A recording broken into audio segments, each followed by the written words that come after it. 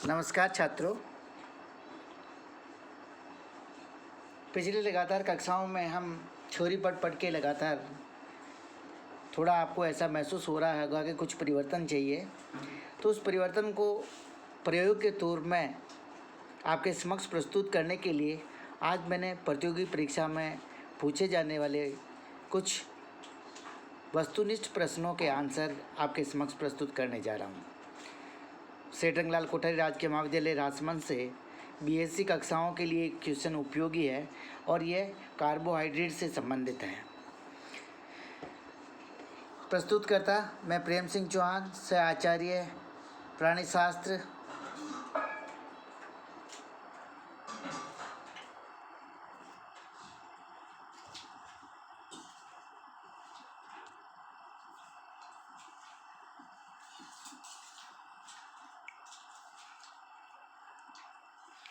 पहला क्वेश्चन है कार्बोहाइड्रेट जिसमें कार्यकारी एल्डिहाइड होते हैं उन्हें कहा जाता है, उनको एल्डोलेज कहा जाता है।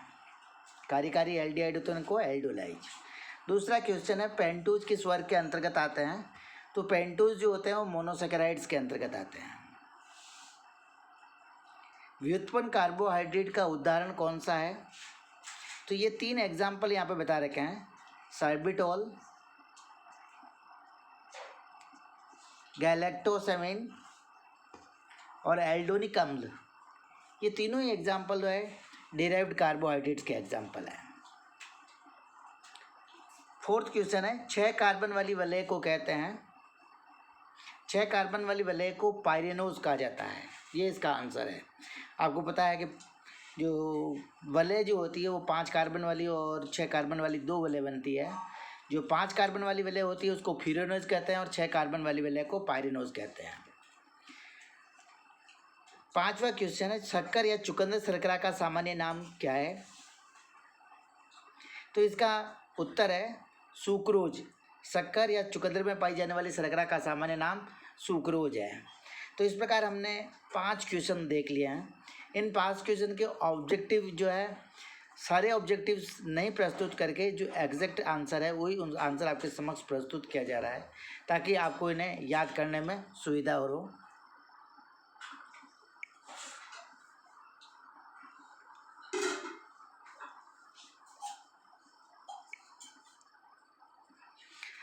नेक्स्ट क्वेश्चन है कार्बोहाइड्रेट का सबसे प्रमुख मोनोसैकेराइड कौन सा है, ग्लूकोज सबसे सामान्य है। कार्बोहाइड्रेट का सबसे प्रमुख मोनोसैकेराइड ग्लूकोज है। 7th क्वेश्चन में पूछता है कि ग्लूकोज क्या है, तो ग्लूकोज क्या है, एक एल्डोहेक्सोज है।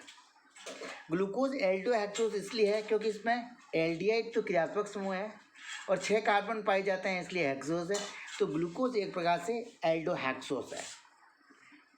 नेक्स्ट क्वेश्चन है ओलिगोसैकेराइड्स क्या होते हैं, तो इस ओलिगोसैकेराइड्स वाले का आंसर है 2 से 10 मोनोसैकेराइड्स वाली जो कार्बोहाइड्रेट होते हैं उनको ओलिगोसैकेराइड्स कहा जाता है। आपको पता है कि जब हम कार्बोहाइड्रेट का क्लासिफिकेशन पढ़ते हैं तो कार्बोहाइड्रेट्स को हम डिवाइड्स करते हैं उसमें पाई जाने वाली मोनोमर यूनिट्स के आधार पर, मोनोसैकेराइड्स, डाइसैकेराइड्स, ओलिगोसैकेराइड्स और पॉलीसैकेराइड्स। मोनोसैकेराइड्स मोनोमर यूनिट्स होती है जो आगे चल करके डाइसैकेराइड, ओलिगोसैकेराइड, पॉलीसैकेराइड की जो है बहुलक के रूप में उनमें उपस्थित होती है। तो ओलिगोसैकेराइड्स ऐसी संरचना होती है जिसमें कार्बोहाइड्रेट्स की 2 से 10 मोनोसैकेराइड्स की यूनिट उपस्थित होते हैं। नेक्स्ट क्वेश्चन है अपचयी शर्करा के उदाहरण क्या है, रिड्यूसिंग शुगर जिन्हें कहते हैं उनके उदाहरण क्या है, तो एग्जाम्पल है ग्लूकोज, फ्रैक्टोज, माल्टोज और लैक्टोज। ये सभी रिड्यूसिंग शुगर्स हैं, ग्लूकोज, फ्रैक्टोज, माल्टोज और lactose. Next question 10th one इस दुग्ध शर्करा का क्या नाम है, तो दुग्ध शर्करा का क्या नाम है, इसका आंसर है लैक्टोज। दूध में जो शर्करा पाई जाती है उस शर्करा को लैक्टोज कहते हैं। हमारा सेकेंड लैब कंप्लीट हुआ। अपेक्षा है कि आपको इन क्वेश्चन के आंसर्स याद करने में सुविधा हो रही होगी और नया टेस्ट महसूस हो रहा होगा। अगली बार इनको भी हम वस्तुनिष्ठ विकल्पों के साथ आपके समक्ष प्रस्तुत करेंगे।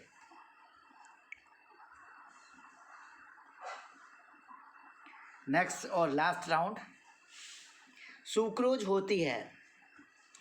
सुक्रोज एक अनअपचयी शर्करा है।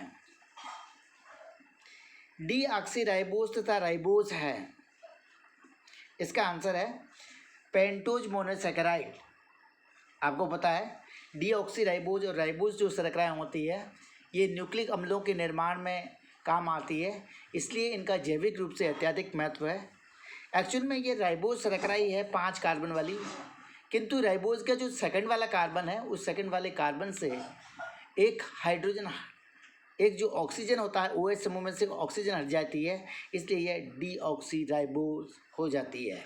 डीऑक्सी मतलब deoxygenation, removal of the oxygen from the ribose sugar, that's why it is called as deoxyribose. 13 question, ताज़ा बने ग्लूकोज के विलयन में समय के साथ प्रकाशिक घूर्णन को कहते हैं। ताज़ा बने विलयन में समय के साथ जो प्रकाशिक घूर्णन होता है उसको परवर्ती ध्रुवण घूर्णन कहते हैं। ताज़ा बने ग्लूकोज के विलयन में समय के साथ प्रकाशिक घूर्णन को परवर्ती ध्रुवण घूर्णन कहते हैं। 14 क्वेश्चन है, ग्लूकोज में पायरिनोज संरचना होती है। ग्लूकोज में जो पायरिनोज संरचना होती है वो एक षट्भुज का निर्माण करती है, इसलिए इसका उत्तर है षट्भुज। ग्लूकोज में पायरिनोज संरचना षट्भुज की नुमा होती है। 15वां क्वेश्चन और अंतिम क्वेश्चन आपके समक्ष आ रहा है। कहते हैं फैलिंग विलयन के साथ ग्लूकोज को गर्म करने पर किस रंग का अवक्षेप उत्पन्न होता है। फैलिंग विलयन को ग्लूकोज के साथ गर्म करने पर किस रंग का अवक्षेप उत्पन्न होता है, तो ये इस प्रश्न का आंसर है लाल। फैलिंग विलयन को ग्लूकोज के साथ गर्म करने पर लाल रंग का अवक्षेप प्राप्त होता है। आज का हमारे प्रश्नावली और उसके आंसर यहीं समाप्त होते हैं। वीडियो को देखने के लिए आपका बहुत बहुत धन्यवाद। अपेक्षा करते हैं कि ये वीडियो आपके लिए उपयोगी साबित होगा।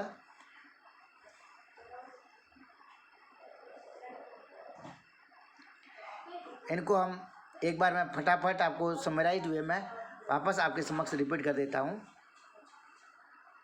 पहले लेप में हमने देखा कार्बोहाइड्रेट जिसमें कैरी एल्डिहाइड समूह होता है एल्डोज, पेंटोज मोनोसैकेराइड वर्ग में आता है। व्युत्पन्न कार्बोहाइड्रेट के एग्जाम्पल सॉर्बिटॉल, लैक्टोसामिन और एल्डोनिक एसिड है। 6 कार्बन वाली वलय पायरिनोज कहलाती है। शक्कर या चुकंदर शर्करा सुक्रोज है। सेकेंड लैब में हमने जो 5 क्वेश्चन देखे हैं वो है कार्बोहाइड्रेट का सबसे प्रमुख मोनोसैकेराइड ग्लूकोज है। ग्लूकोज एक एल्डोहेक्सोस है। ओलिगोसैकेराइड में 2 से 10 मोनोसैकेराइड्स होते हैं। अपचयी शर्कराओं का उदाहरण ग्लूकोज, फ्रैक्टोज, माल्टोज और लैक्टोज है और दुग्ध शर्करा लैक्टोज है। तीसरे और अंतिम या लास्ट लैब पे हमने स्टडी की है सुक्रोज एक अनअपचयी शर्करा है। डीऑक्सीराइबोज तथा राइबोज पेंटोज मोनोसैकेराइड्स है। ताज़ा बने ग्लूकोज के विलयन में परवर्ती ध्रुवण घूर्णन होता है। ग्लूकोज में पायरिनोज संरचना षट्भुज होती है और फैलिंग विलयन के साथ ग्लूकोज को गर्म करने पर वह लाल रंग का अवक्षेप देता है। ये प्रश्न हमने आज पढ़े हैं। ये प्रश्न आपके लिए उपयोगी साबित होंगे। धन्यवाद। Thank you for watching this video.